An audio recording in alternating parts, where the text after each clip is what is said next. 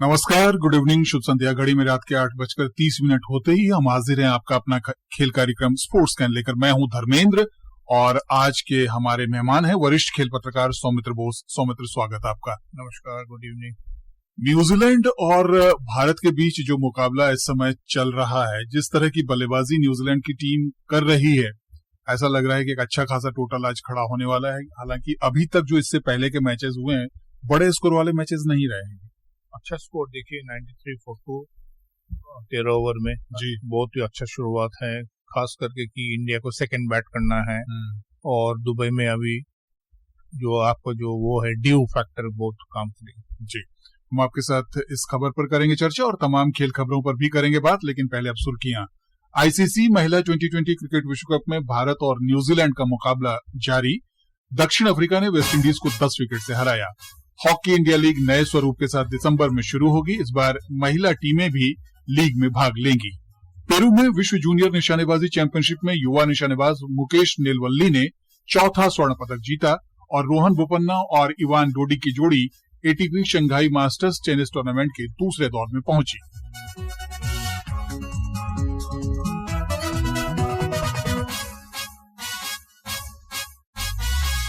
तो शुरुआत क्रिकेट से ही, क्योंकि इस समय मुकाबला चल रहा है भारत और न्यूजीलैंड के बीच दुबई में आईसीसी महिला T20 क्रिकेट विश्व कप के तहत। और टॉस जीतकर पहले बल्लेबाजी करते हुए न्यूजीलैंड ने ताजा समाचार मिलने तक 13 ओवर में 2 विकेट पर 93 रन बना लिए हैं। इससे पहले ग्रुप बी में दक्षिण अफ्रीका ने वेस्टइंडीज को 10 विकेट से हरा दिया। वेस्टइंडीज ने पहले बल्लेबाजी करते हुए 6 विकेट पर 118 रन बनाए। दक्षिण अफ्रीका ने 17 ओवर और 5 गेंद में बिना कोई विकेट गंवाए लक्ष्य हासिल कर लिया। पहले हम मुकाबले की बात करते हैं भारत की। आपको लगता है कि आज की पिच जो है वो थोड़ी आसान है, क्योंकि इसी मैदान पर वेस्टइंडीज और दक्षिण अफ्रीका का जो मुकाबला हुआ, वेस्टइंडीज की टीम हालांकि बहुत बड़ा स्कोर खड़ा नहीं कर सकी, लेकिन दक्षिण अफ्रीका ने जिस तरह से आसानी से इस मुकाबले को जीता, तो संकेत इस बात का है कि इस पिच पर बल्लेबाजी थोड़ी आसान है। देखिए, नॉर्मली T20 का जो पिच होता है वो बैटिंग फ्रेंडली होना चाहिए, क्योंकि जो फॉर्मेट जो डिमांड करता है कि इसमें बैटिंग अच्छा होना चाहिए, रन्स बनना चाहिए, स्ट्रोक्स दिखना चाहिए। तो खास करके जैसे आज न्यूजीलैंड बैटिंग कर रहे हैं, इसमें आपको जरूर दिखेगा, स्ट्रोक्स दिखेगा। और ये जो पर्टिकुलरली साउथ अफ्रीका का जो जीत है, तो लास्ट ईयर आपको लास्ट T20 वर्ल्ड कप में आपको मानना पड़े कि उसने सेमीफाइनल में हार गया था ऑस्ट्रेलिया के पास। और इस बार वो दावेदार रहेंगे वो, क्योंकि उनका जो टीम है बहुत ही बैलेंस टीम है, और जिस तरह से वो वेस्ट इंडीज को हराया है पहला मैच में, इससे पता चलता कि उनका मोटिवेशन और कन्विक्शन लेवल बहुत ही है। बिल्कुल सही कहा आपने। दावेदारों में तो भारत का भी नाम है, क्योंकि जो 4 टीमें टॉप की मानी जा रही हैं, उसमें ऑस्ट्रेलिया, न्यूजीलैंड, उसके साथ साथ साउथ अफ्रीका और भारत की टीम की गिनती हो रही है। आपको लगता है दादा कि जिस तरह से एक स्कोर खड़ा किया जा रहा है न्यूजीलैंड की तरफ से, 150 के आसपास का अगर स्कोर हो जाता है, तो भारतीय टीम चूंकि बाद में बल्लेबाजी करेगी और यहाँ पर ड्यू फैक्टर हो सकता है कि देखने को मिले, वैसे में स्पिन गेंदबाज न्यूजीलैंड के खासे परेशान होंगे और भारत के लिए बल्लेबाजी थोड़ी आसान हो सकती है।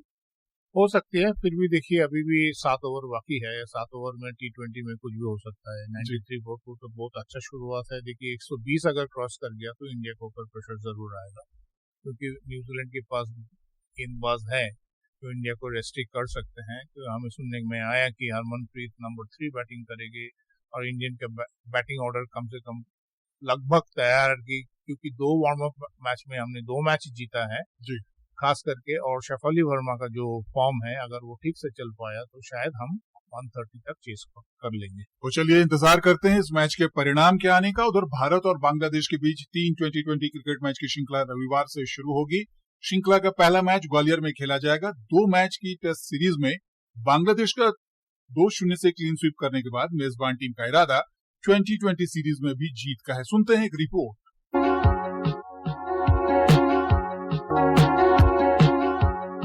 क्रिकेट के सबसे लंबे फॉर्मेट के बाद भारत और बांग्लादेश के बीच अब बारी है सबसे छोटे फॉर्मेट में 2-2 हाथ करने की। आंकड़े गवाह हैं कि अभी तक 2020 क्रिकेट में मेजबान टीम का ही दबदबा रहा है। दोनों टीमों के बीच अब तक जो 14 मैच हुए हैं, उसमें बांग्लादेश ने केवल 1 में ही जीत हासिल की है। दूसरी तरफ भारत 13 मैचों में जीत हासिल करने में सफल रहा है। दोनों टीमों के बीच पिछला मैच इसी साल 22 जून को हुआ था। इस मैच में भारत ने 50 रन से जीत हासिल की थी। बांग्लादेश ने करीब 5 साल पहले भारत से एकमात्र 2020 मैच जीता था। जहां तक गेंदबाजों की बात है तो दोनों टीमों के बीच सीरीज में युजवेंद्र चहल ने सबसे अधिक 9 विकेट लिए हैं। चहल ने ये सफलता 6 मैचों में हासिल की है। वहीं बांग्लादेश के खिलाफ एक सीरीज में सर्वाधिक विकेट लेने का रिकॉर्ड दीपक चाहर के नाम है, जिन्होंने 3 मैचों में 8 विकेट लिए हैं। भारत और बांग्लादेश के बीच किसी 2020 सीरीज में सर्वाधिक रन बनाने का रिकॉर्ड पूर्व कप्तान रोहित शर्मा के नाम है, जिन्होंने 13 मैच में 36.69 की औसत के साथ 477 रन बनाए हैं। रोहित अब क्रिकेट के इस फॉर्मेट से संन्यास ले चुके हैं। टेस्ट सीरीज में जिस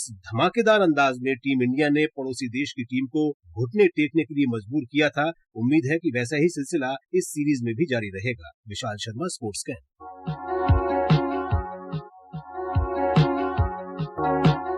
दादा, वैसे तो कहा जाता है कि 2020 क्रिकेट में कौन सी टीम कौन सा करिश्मा करके गुजर जाए कुछ पता नहीं चलता, लेकिन आपको लगता है कि जो आंकड़े हैं, जो प्रदर्शन रहा है और जिस तरह से टेस्ट सीरीज में हमने क्लीन स्वीप किया है, बांग्लादेश की टीम उस स्थिति में है कि भारत को टक्कर दे सकती है?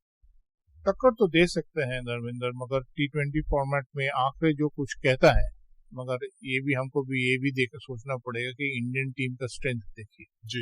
जिस टीम में हम रोहित शर्मा को नहीं खेल सकते हैं, सूर्य कुमार यादव खेल सकते हैं, हार्दिक पांड्या जैसे प्लेयर्स है, ऋषभ पंत जैसे प्लेयर्स, जो वर्ल्ड क्लास प्लेयर्स है, किसी भी फॉर्मेट में वो सक्सेसफुल है। बांग्लादेश में आप नहीं कह सकते, खास करके कि उनका जो सीनियर प्लेयर है शकीबुल हसन, वो नहीं खेल पाएंगे। और देखिए जो भी प्लेयर्स है, पोटेंशियल तो है, मगर देखिए भारतवर्ष का जो टीम है, हमारा बी टीम भी बहुत स्ट्रांग है, सी टीम भी और स्ट्रांग है, तो हमारा जो फीडर लाइन इतना स्ट्रांग है, खासकर ये बताते हैं कि ये जो आंकड़े आप बता रहे हैं कि हम सिर्फ एक मैच जीते हैं बांग्लादेश, हमारे यहाँ से पता चलता है कि हमारा टीम बेंच स्ट्रेंथ कितना अच्छा है। और ये जो फॉर्मेट है इसमें हम एक्सेल करते हैं, खास करके आईपीएल खेलने वाले जो प्लेयर्स हैं। और अगर हम T20 अच्छा खेल पा रहे, इसलिए हमने सेकंड टेस्ट 3 दिन के अंदर जीत गया, कि पहला 2.5 दिन तो पानी की वजह से मैच नहीं हो पाया। ये T20 फॉर्मेट की जो हम इस्तेमाल कर सकते हैं, वो हमने टेस्ट सीरीज में किया था, खास करके सेकंड टेस्ट में। और ये तो फॉर्म अगर जारी रहेगा तो बांग्लादेश को थोड़ा मुश्किल होगा। जी। उधर लखनऊ में ईरानी कप क्रिकेट प्रतियोगिता में रणजी चैंपियन मुंबई ने शेष भारत के खिलाफ अपनी स्थिति मजबूत कर ली है। 5 दिवसीय मैच के आज चौथे दिन का खेल समाप्त होने तक उसने दूसरी पारी में 6 विकेट पर 153 रन बना लिए थे। इससे पहले शेष भारत की टीम पहली पारी में 416 रन बनाकर आउट हो गई। अभिमन्यु ईश्वरन ने सबसे अधिक 191 रन बनाए। मुंबई के लिए शम्स मुलानी और तनुष कोटियान ने 3-3 विकेट लिए। मोहित अवस्थी ने 2 खिलाड़ियों को आउट किया। मुंबई ने पहली पारी में 537 रन बनाए थे। और अब बात हॉकी की। हॉकी इंडिया लीग HIL की वापसी होने जा रही है। 7 साल बाद दिसंबर में ये लीग नए स्वरूप में शुरू होगी। इस बार पुरुषों के साथ साथ महिला टीमें भी लीग में शामिल होंगी। सुनते हैं ये रिपोर्ट। भारतीय पुरुष हॉकी टीम के लगातार 2 ओलंपिक में पोडियम फिनिश करने के बाद अब नए भारत में हॉकी के नए दौर की शुरुआत हो चुकी है। हर भारतीय खेल प्रेमी की नजर हॉकी टीम की धड़कनों के साथ जुड़ चुकी है। सभी चाहते हैं कि टीम का परचम हर मैदान पर लहराता रहे। जुनून के इसी दौर को देखते हुए हॉकी इंडिया ने फिर से HIL को शुरू करने का फैसला किया है। नए स्वरूप में पुरुषों के वर्ग में 8 और महिला वर्ग में 6 टीमें अपना दमखम दिखाएंगी। हॉकी इंडिया के अध्यक्ष दिलीप टर्की ने बताया कि लीग का आयोजन 28 दिसंबर से 5 फरवरी तक राउरकेला और रांची में किया जाएगा।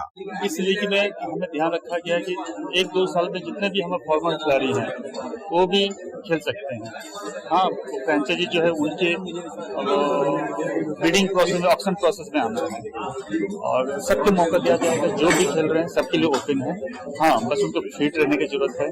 पुरुषों की प्रतियोगिता राउरकेला में और महिलाओं के मुकाबले रांची में होंगे। लीग के लिए खिलाड़ियों की नीलामी नई दिल्ली में 13 से 15 अक्टूबर तक होगी। HIL के लिए कुल 10 फ्रेंचाइजी मालिक बोर्ड पर आए हैं। खिलाड़ियों की नीलामी 3 श्रेणियों 2 लाख रुपए, 5 लाख रुपए और 10 लाख रुपए में की जाएगी। इस लीग के जरिए देश की नई प्रतिभाओं को एक नया मंच मिलेगा, जहां वो अंतर्राष्ट्रीय खिलाड़ियों के साथ ड्रेसिंग रूम साझा कर अपने हुनर को निखार सकेंगे। भारतीय महिला टीम की कप्तान सुनीता लाकड़ा का मानना है कि HIL में हॉकी का रोमांच चरम पर होगा। पहली बार महिलाओं के लिए इस तरह की प्रतियोगिता के आयोजन को देखना बेहद दिलचस्प रहेगा। मुझे लगता है कि सब लोग बहुत अच्छी टीम बनाएंगे और ये बहुत अच्छा मैच होने वाला है, मजा आएगा देखने को। मैं एक्साइटेड हूँ कि हमारे स्पेशल वुमेन की मैच खासकर रांची में हो रहा है, तो क्योंकि मैं रांची की हूँ, तो मुझे अभी से हो रहा है कि कैसा होगा वो माहौल, तो मैं बहुत ही उत्सुक हूँ देखने के लिए। तो तैयार हो जाइए 60 मिनट के नए रोमांच के लिए, जिसका जादू सबके सिर चढ़कर बोलेगा।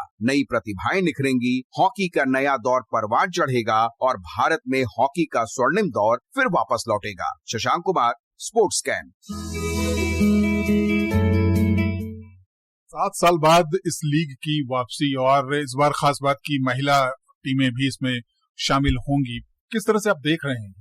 देखिए, पेरिस में जब हम इंडिया ब्रोंज मेडल जीता तो एक सवाल सबके मन में आया कि आगे क्या होगा, नेक्स्ट ओलंपिक्स में क्या होगा, लॉस एंजलिस में क्या होगा, क्या हम गोल्ड जीत पाएंगे, ये सवाल उठा था जी। ये जब सवाल उठा था तो सुजेश जो रिटायर कर रहे थे उसने बोला कि आप जब तक हम न्यू जनरेशन ऑफ प्लेयर्स नहीं तैयार करेंगे हम आगे नहीं बढ़ पाएंगे जी। आपको ये जानना जरूरी है कि पेरिस में इंडिया में 7 डेब्यूटेंट्स खेला था, 7 नए प्लेयर्स, और सब ने अच्छा परफॉर्मेंस दिया, खास करके जब एशियन चैंपियंस ट्रॉफी ने हमने फिर भी जीता है जी। तो इससे पता चलता है कि ये जो माहौल है, इस जो टाइम है, ये हॉकी इंडिया लीग को रीलॉन्च करने के लिए बहुत जरूरी है। और अगर 5 साल ये चल पाए तो लॉस एंजलिस तक शायद हमारा टीम बैकअप टीम, जैसे क्रिकेट में हमने थोड़ी देर पहले हम चर्चा कर रहे थे, तो हॉकी में भी ऐसा ही बेंच स्ट्रेंथ आएगा और this is the right time कि ये लीग शुरुआत किया जाए। बात शूटिंग की, पेरू के लीमा में विश्व जूनियर निशानेबाजी चैंपियनशिप में भारतीय निशानेबाजों का शानदार प्रदर्शन जारी है। प्रतियोगिता में भारतीय युवा निशानेबाज मुकेश नीलावली ने चौथा स्वर्ण पदक जीता। मुकेश ने हमवतन राजवर्धन पाटिल और हरसिमर सिंह रत्था के साथ मिलकर 25 मीटर रैपिड फायर पिस्टल की टीम स्पर्धा में सोने के पदक पर निशाना साधा। और अब बात करते हैं फुटबॉल की। गोवा के फटोरेडा स्टेडियम में इंडियन सुपर लीग ISL में इस समय मेजबान गोवा FC का मुकाबला नॉर्थ ईस्ट यूनाइटेड के साथ चल रहा है। ताजा समाचार मिलने तक दोनों टीमें 1-1 की बराबरी पर हैं। अंक तालिका में गोवा 5वें और नॉर्थ ईस्ट यूनाइटेड 6ठे नंबर पर है। प्रतियोगिता में कल 2 मुकाबले खेले जाएंगे। पहला मैच जमशेदपुर FC और वेस्ट बंगाल जो है फुटबॉल क्लब के बीच होगा। दूसरा मुकाबला मोहम्मदन स्पोर्टिंग क्लब और मोहन बागान FC के बीच होगा। सुनते हैं ये रिपोर्ट।